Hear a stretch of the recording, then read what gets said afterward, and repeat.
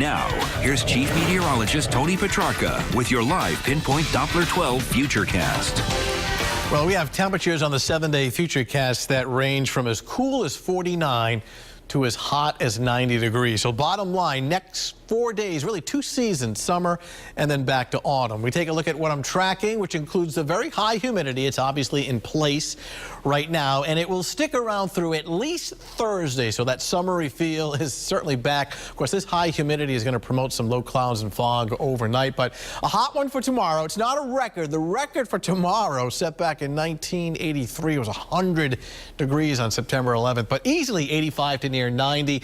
And with the humidity being so high, that 90 will feel more like 97, 98 degrees. Traditionally, the first couple of weeks of September is the peak of the hurricane season, tracking not one, but 2 storms. Gabrielle, which is over Bermuda right now, winds of 60 miles per hour, and Umberto on the borderline of becoming a hurricane. It's out in the eastern Atlantic. At this point, neither storm expected to impact the U.S., but more on those storms on our blog at WPRI.com. But fortunately, no threats to the U.S. In Providence, partly cloudy, warm and muggy. In fact, it is really in the 70s and upper 60s across most locations right now. 71 Providence, Smithfield at 70, and upper 60s along the South Shore. Temperatures will stay in this general range all night long, so much warmer than the last couple of nights. Again, look how hot it was across the Midwest and as close as Pennsylvania and through upstate New York in the upper 80s to middle 90s. And that heat is headed our way courtesy of this red line. This is a strong warm front. It's really like 2 seasons. On one side of it, it's cool. On the other side, it's very hot and humid, and that air will work in overnight tonight. And once the sun acts on this air mass tomorrow, that's when the temperature will really jump up. All right, Futurecast, very simple. We'll take you through the next 24 hours, starting off this evening. You see the low clouds and fog that'll be forming overnight because the humidity is so high. So early in the morning, it is a slow start as far as sunshine, clouds and fog. It may take till 9, 10 o'clock to burn it off, but it does so by late morning, early afternoon.